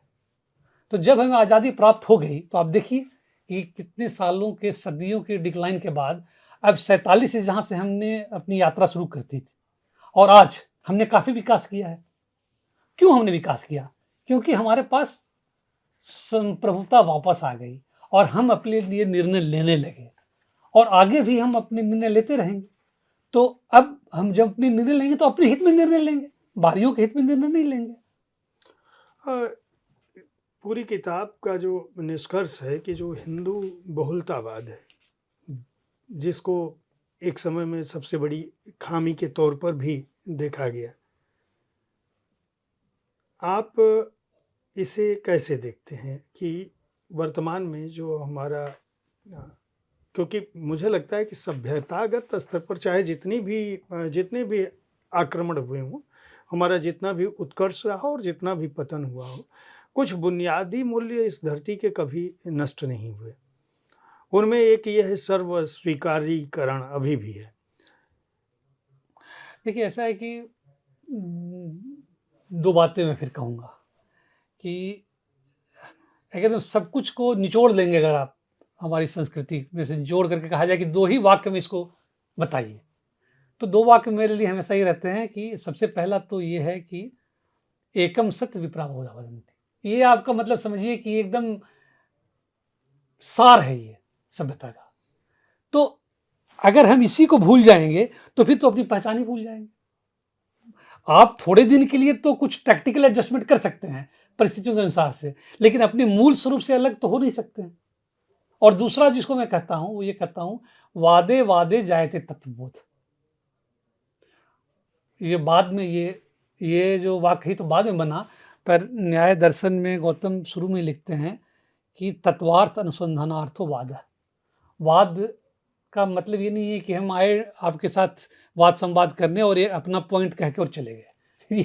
ये वाद परंपरा नहीं है। वाद परंपरा एक बहुत गहरी परंपरा रही है कि तत्व के अर्थ के अनुसंधान के लिए सिर्फ वाद है, सच को जानने के लिए वाद है। तो हम अगर, और यही अहिंसा है, ये क्या है, ये है ना कि हम अपने बातचीत से, वाद संवाद से समस्या का हल निकाल लेंगे, एक। और दूसरा कि सत्य एक है, उसके रास्ते भले ही अलग अलग हो सकते हैं। ये दो मूल हमारे स्वभाव में है, ठीक है।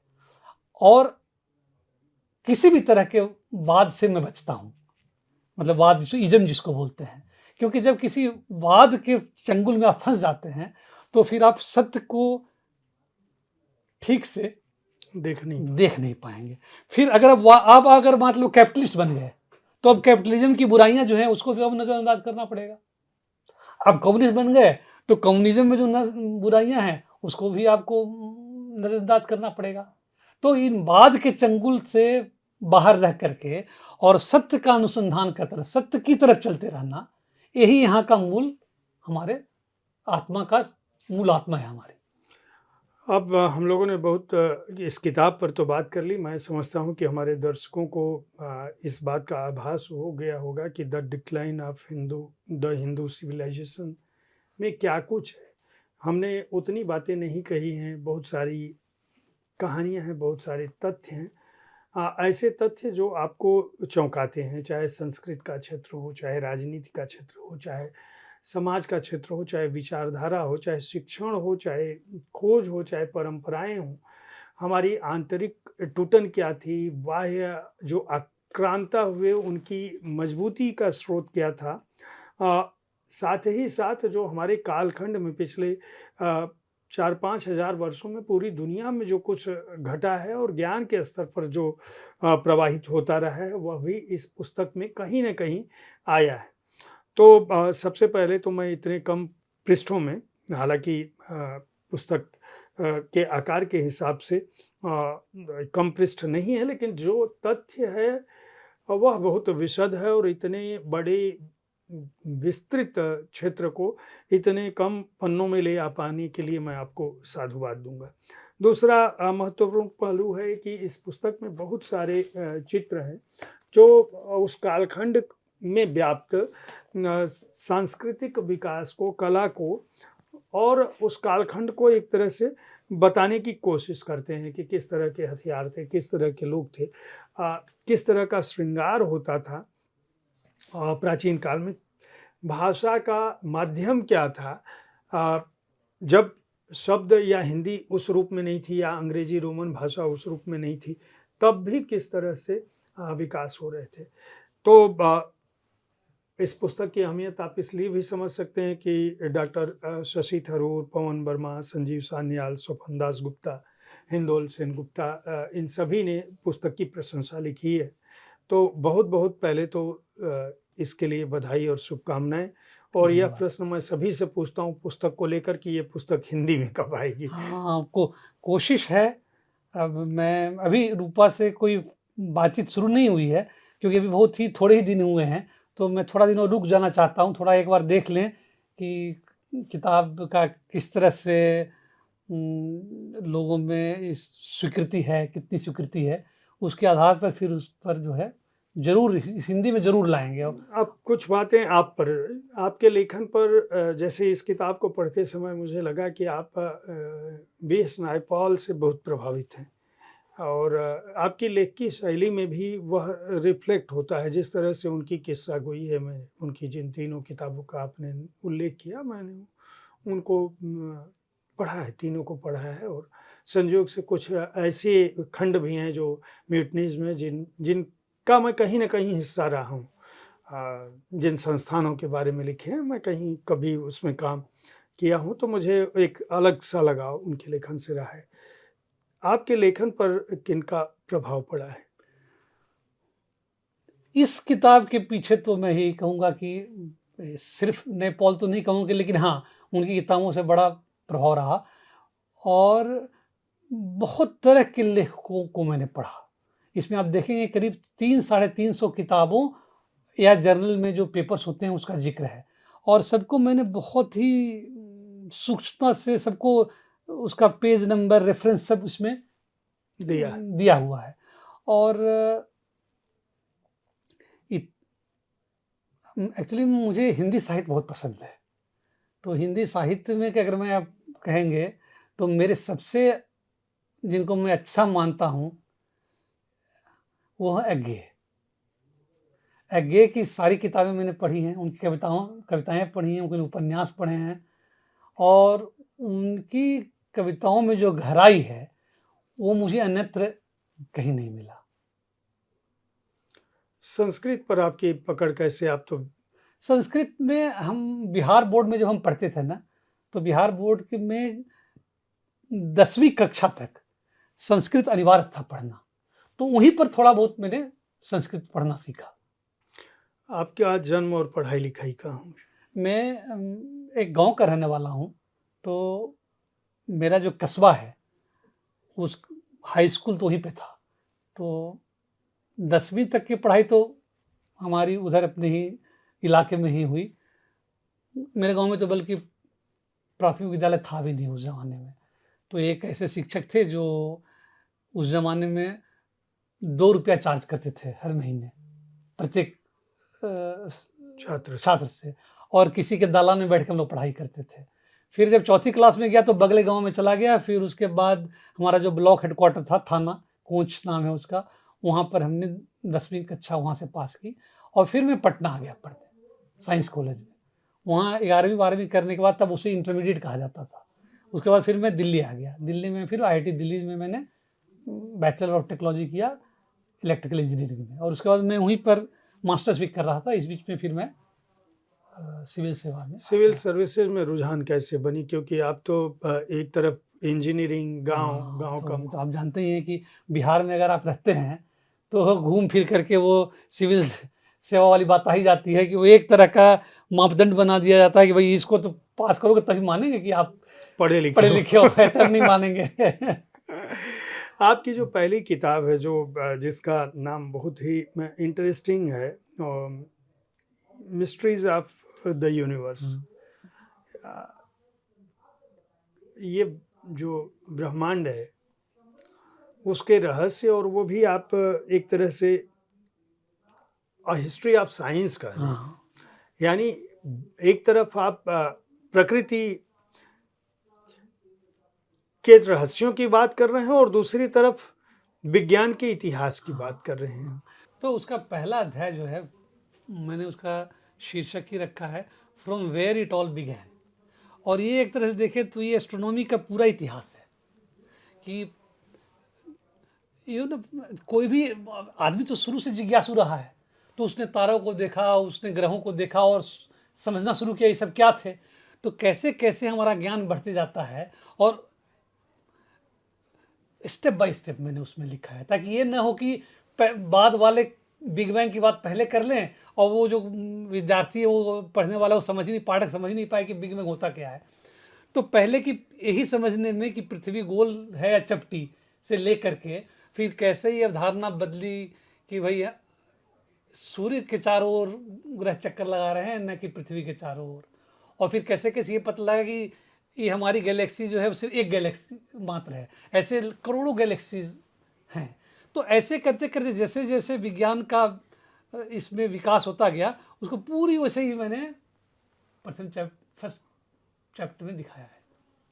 और वो ऐसा है कि अगर आप थोड़ा सा जो कोई विज्ञान का विद्यार्थी नहीं भी है, थोड़ा सा ध्यान देकर पढ़ेगा तो धीरे धीरे वो बात समझ में आ जाएगा। और दूसरा में मैंने फिर बायोलॉजी का इतिहास बता दिया। उसका मैंने नाम रखा इन सर्च ऑफ इमोर्टैलिटी।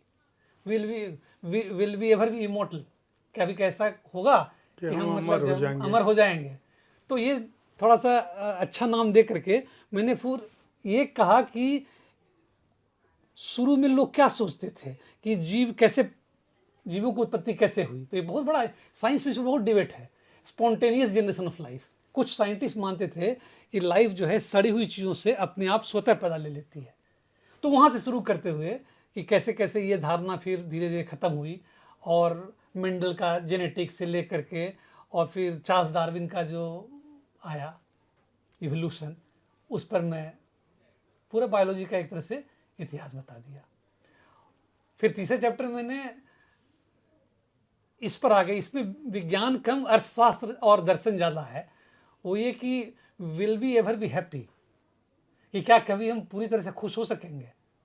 तो उसमें यूटिलिटेरियन फिलॉसफी से लेकर के और अर्थशास्त्र और जीडीपी और मेजरमेंट कैसे होता है, इन सब को करते हुए, और हमारा बौद्ध दर्शन जो है उसमें कि भाई वो तो ही है कि दुख समाप्त हो जाए, आदमी सुख हो जाए, वो सब का जिक्र कर दिया।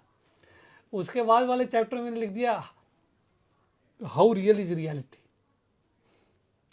कि जिसे हम रोज कहते हैं कि भाई नहीं नहीं ये रियल नहीं है और ये अनरियल है। तो ये इसमें पूरी तरह से जो आपका पृष्ठभूमि क्या विज्ञान रही है या नहीं साहित्य, मतलब पॉलिटिकल साइंस था। तो ठीक है, विज्ञान की पृष्ठभूमि वाले जानते हैं कि अब आज तक हम ये मानते हैं कि सिर्फ 4 फंडामेंटल फोर्सेज हैं: strong nuclear force, weak nuclear force, gravitational force और इलेक्ट्रोमैग्नेटिक फोर्स।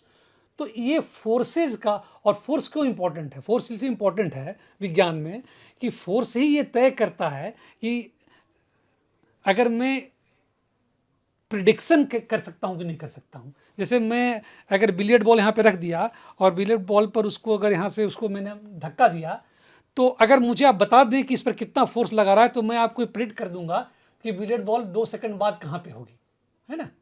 तो इसलिए फोर्स का इतिहास जानना बहुत ज़रूरी है, और फोर्स का इतिहास जानना ज़रूरी है, और एटॉम का, कि ये पदार्थ जो हैं किस चीज़ से बना हुआ है। तो इसमें भी वही इतिहास कि डाल्टन का एटॉम, और एटॉम को फिर पता लगा कि साहब नहीं, एटॉम तो इंडिविजुअल नहीं है, उसके तो 3 उसके अंग होते हैं, प्रोटॉन होता है, न्यूट्रॉन होता है और इलेक्ट्रॉन होते हैं, और फिर उसके बाद क्वार्क्स, ये सब। तो ये रियलिटी क्या है से लेकर क्वांटम मैकेनिक्स तक, इन सब का इन 2 चैप्टर में हमने जिक्र कर दिया कि हम फ्यूचर को प्रेडिक्ट कर सकते हैं कि नहीं, और दूसरा कि ये कि हाउ रियल इज रियलिटी, इसमें कर लिया। और लास्ट चैप्टर मैंने रखा इसलिए कि मैंने उसमें ये लिखा कि उसका शीर्षक है why balance is essential in life. तो उसमें मैंने पूरा बिग बैंग से लेकर के और जीव तक, कि आप किसी भी पैरामीटर को ले लें, आपका ब्लड प्रेशर, तो ब्लड प्रेशर कम भी जाएगा तो भी आप नहीं जी सकेंगे, और ब्लड प्रेशर बहुत ज़्यादा भी बढ़ जाएगा तो भी आप जी नहीं सकेंगे। और कोई ऐसी चीज़ नहीं है जो इस लॉ को डिफाई करेगी, है ना। अगर पृथ्वी थोड़ी ज़्यादा नज़दीक होती सूर्य से तो इतना अधिक तापमान होता कि वहाँ पर जीव पैदा नहीं होते, और थोड़ी और ज़्यादा दूर होती तो इतना ठंडा होता कि आप जी नहीं पाते। तो फिर मैंने सब कि कैसे पूरा दर्शन एक है ही है, ये मध्य मार्ग का एक दर्शन ही हो गया कि बैलेंस जो है हर चीज़ में ज़रूरी है।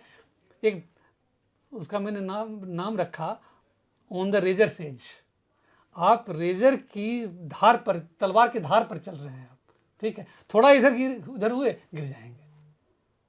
तो वो इस तरह से विज्ञान का इतिहास उसको थोड़ा मैंने रुचिकर बनाने की कोशिश की है, और कोशिश ये की है कि जो लोग विज्ञान के नहीं रहे हैं छात्र, उनको भी स्टेप बाय स्टेप हम उनको चीज़ों को बताएं, ताकि कॉम्प्लेक्स जो थ्योरी है ना वो बाद में आए, और पहले वाली थ्योरी जो है सिंपल वाली पहले आए, ताकि वो समझ सके कि कैसे कैसे मतलब जो है ज्ञान की प्रक्रिया का विकास हो रहा है।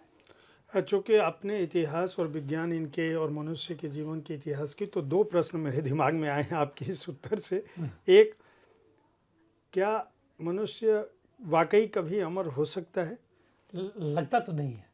ठीक। दूसरा प्रश्न और ये- मैं इस पे जी। लिखा है मैंने इसमें कि अगर ऐसा हो गया ना, तो ये मतलब जो ये बहुत बड़े दुख का कारण बन जाएगा। और मैंने इसको ऐसे जोड़ा है कि अश्वत्थामा को कृष्ण ने क्या श्राप दिया? उसको मारा नहीं, मार सकते थे उसको कि भाई तुमने उनके बच्चों को मारा है, मैं तुमको मार। उन्होंने क्या सजा दी उसको? 5000 साल तक जिंदा रहोगे। तो 5000 साल जिंदा रहोगे तो दुखों का पहाड़ हो जाएगा। और आप जरा समझिए कि कम से कम एक चीज़ में तो इक्वालिटी है ना, बाकी सारी चीज़ों में जितनी भी इनइक्वालिटी हो दुनिया में, समाज में, अर्थशास्त्र में, कोई अमीर है कोई गरीब है, एक चीज़ तो सबको है, वो है मृत्यु। वो सबको आनी है। अगर ये भी अगर नहीं रहे कि कुछ लोग अगर अमर बन जाएंगे, तो कितना ज़्यादा उससे दो ग्रुप वर्गों के बीच में कितना भारी संघर्ष हो जाएगा। दूसरा प्रश्न मेरा ये है कि एआई को लेकर बहुत बात होती है, और आप विज्ञान के से आपने पढ़ाई लिखाई की और लगातार आप सतत रूप से अध्ययन कर रहे हैं। क्या एआई कभी उस स्थिति में हो जाएगी कि वह मनुष्य के दिमाग का स्थान ले सके या उसका विकल्प हो सके? देखिए, मैं ऐसे किसको कहना चाहूँगा कि मनुष्य में, या मनुष्य नहीं, जितने भी चेतन हैं उसमें दो चीज़ें हैं। एक चीज़ है इंटेलिजेंस, बुद्धि, और दूसरी चीज़ है चेतना। ये दो अलग अलग चीज़ें हैं। केवल इंटेलिजेंस से भी आप बहुत आगे नहीं बढ़ सकते हैं। इंटेलिजेंस ज़रूरी है। तो आजकल आप देखें, पहले आईक्यू टेस्ट होता था, अब आईक्यू के साथ ईक्यू भी टेस्ट होने लगा। तो ईक्यू टेस्ट क्या है? वो इमोशनल क्वेश्चन है ना। वो तो इमोशनल क्वेश्चन कहाँ से आ रहा है? चेतना से आ रहा है ना। कोई भी मशीन वो हमसे इंटेलिजेंट, चाहे कितना भी इंटेलिजेंट हो जाए, वो कॉन्शियस नहीं हो चेतना उसमें नहीं आ पाएगी। और चेतना चूंकि वो नहीं आ पाएगी, तो मेरे हिसाब से, गलत भी हो सकता हूँ, वो कभी भी पूरी तरह से हमारा स्थान नहीं ले सकते। नहीं ले सकता है, ऐसा मुझे लगता है। अब आपकी जो कविता की किताब है, ये एक समुद्र तट पर आपका संग्रह प्रकाशित हुआ है। मैं चाहूँगा कि उसमें से कोई कविता जरूर। लाया नहीं, बुक लाया होता तो आपको कई सारा सुनाता, लेकिन एक मैं आपको सुनाता हूँ। उस कविता का शीर्षक है याद। बिछोड़ने के बाद हमारी दुनिया उतनी ही अलग हो जाती है जितनी की पहले थी। बिछोड़ने के बाद हमारी दुनिया उतनी ही अलग हो जाती है जितनी की पहले थी। सिर्फ तन जाती है उसके बीच उदासी की डोर। उदासी भी कहाँ टिक पाती है, वो तो कोहरे की तरह छट जाती है, फट जाती है। फिर बरसों बरस बाद गर्मी की किसी तपती सुनसान दोपहरी में, जब समय की सांस थम सी जाती है सन्नाटे की फांस में टक्कर, कौन सी जाती है याद। मैंने ये कहने की कोशिश की है कि आप पूरे जीवन में कितने लोगों से मिलते हैं। कुछ दिन मिले, कुछ देर के लिए मिले, और फिर अलग हो गए। थोड़े दिन तो आप एक दूसरे को की कमी को महसूस करते हैं, लेकिन ज़्यादा दिन नहीं होता है। फिर कभी ऐसे बैठे हुए हैं आप, सालों साल बाद अचानक से याद आता है कि हाँ, ऐसा कुछ मेरे साथ घटना हुई थी, ऐसे इससे मैं मिला था। शशि जी, आप प्रशासनिक सेवा में हैं, आपका अध्ययन विज्ञान से हुआ, आपकी जो पुस्तकें हैं वह इतिहास और सभ्यता की तलाश की हैं। आपसे जो हमने बात की उसमें बहुत सारे दार्शनिक और आध्यात्मिक पहलू भी सामने आते हैं आपके जीवन के। मेरा प्रश्न ये है कि अगर मैं आपसे ये पूछूं कि किन चीज़ों का प्रभाव ऐसा पड़ा कि आपकी निर्मित इस रूप में हुई? मेरे पिताजी, हम रहते थे गांव में, लेकिन हमारे पिताजी की सोच बहुत विशद थी। आप समझ सकते हैं कि मैं बिहार के गांव में पला बढ़ा, तो कैसी स्थिति रही होगी 70s में। लेकिन वो पिछले साल गुजर गए, 1 साल हो गया उनको गुजरे हुए। वो हमेशा इसके लिए मुझे प्रेरणा देते रहते थे, और वो कभी भी मुझसे पाठ्य पुस्तक के बारे में कभी ज़्यादा सवाल पूछते नहीं थे। कभी केवल रिजल्ट निकालने के बाद में पूछ लेते थे कि भाई कैसा हुआ तुम्हारा। अदरवाइज वो खुद इतिहास, राजनीति विज्ञान वगैरह के शिक्षक थे। गया कॉलेज गया से उन्होंने बीए पास किया था, तो मुझे इधर उधर के बारे में बहुत बताते रहते थे। अंतर्राष्ट्रीय राजनीति, देश की राजनीति, विज्ञान, साहित्य, सबके बारे में मुझे बताते रहते थे। तो मैं एक तरह से देखा था, इसलिए मैंने ये किताब भी ना उन्हीं को समर्पित किया है। और वो आज हैं नहीं, अगर आज होते तो बहुत गर्व महसूस करते। For my late father who lit the lamp to guide my path, जिन्होंने दिया जला लिया मेरे पथ को प्रदर्शित करने के लिए। आपसे बातचीत करके बहुत अच्छा लगा। मैं चाहूँगा कि यह पुस्तक ज़रूर जो भी इतिहास, भारतीय संस्कृति, सभ्यता और राजनीति, यहाँ तक राजनीति के शोधार्थी हैं या जो यह जानना चाहते हैं कि हमारा भारत किस रूप में, ये बात बार बार आती है कि हम क्यों पराजित हुए, हिंदू मुसलमान क्या है, अंग्रेज़ों ने हमारे साथ क्या किया, और हम किस लिए बटे थे, हमारा भौगोलिक विभेदीकरण था या एकीकरण था। तो इस तरह के जितने भी प्रश्न भारतीय इतिहास से आपके समक्ष उठते हैं या हमारे अतीत से उठते हैं, उन सब का यह पुस्तक उत्तर देती है। और केवल उत्तर ही नहीं देती, बल्कि वह मार्ग भी सुझाती है जिस मार्ग से हम अपने भविष्य को उज्ज्वल कर सकते हैं। बहुत सारे तथ्य मैं हर दिन किताब पढ़ता हूँ, आप जानते हैं, लेकिन कुछ ऐसे तथ्य हैं जो मेरी दृष्टि में भी पहली बार आए। जैसे यह तथ्य भी कि भारतीयों ने कहीं दुनिया के बाहर के, आधुनिक दौर में हम देखें तो राहुल सांकृत्यायन जी की थोड़ा बहुत हम बात कह सकते हैं, लेकिन हमने नहीं लिखा, हमारे लोग नहीं गए, पर्यटक बन के गए तो उन्होंने किताबें नहीं लिखी, दूसरों की संस्कृति, मतलब हम एक तरह से दूर के लोगों को छोड़िए, अपनी पड़ोसियों से भी अनभिज्ञ रहे। जबकि हमारे यहाँ हम उनकी बड़े गर्व से चर्चा करते हैं कि हमारे यहाँ ये पर्यटक आए, उन्होंने हमारी महान सभ्यता के बारे में ये लिखा, हमारे महान कालखंड के बारे में वो लिखा, लेकिन हम उनके बारे में नहीं जानते हैं। तो सभ्यताओं का, संस्कृतियों का जो टकराव रहा है, जो विकास रहा है, उन सबको समझाने के लिए यह एक महत्वपूर्ण कृति है। मैं इस बात की भी उम्मीद करता हूं कि रूपा पब्लिकेशन और शशि रंजन कुमार जी इस बात का प्रयास करेंगे कि यह पुस्तक अन्य भारतीय भाषाओं में भी आए, और कम से कम हिंदी में तो अवश्य आए, क्योंकि हिंदी पाठक जगत को इसकी बहुत आवश्यकता है। लेकिन अगर आप सिविल सर्विसेज की भी तैयारी कर रहे हैं और शिक्षक हैं, पत्रकार हैं, शोधार्थी हैं, अध्येता हैं, तो आपके लिए एक महत्वपूर्ण पुस्तक है the decline of the Hindu civilisation, lessons from the past. Rupa publication ने प्रकाशित किया, 995 रुपये मूल्य है। इसे ज़रूर खरीद कर पढ़ें। और अगले सप्ताह मैं ऐसे ही किसी प्रिय लेखक के साथ मिलूँगा आपके साथ।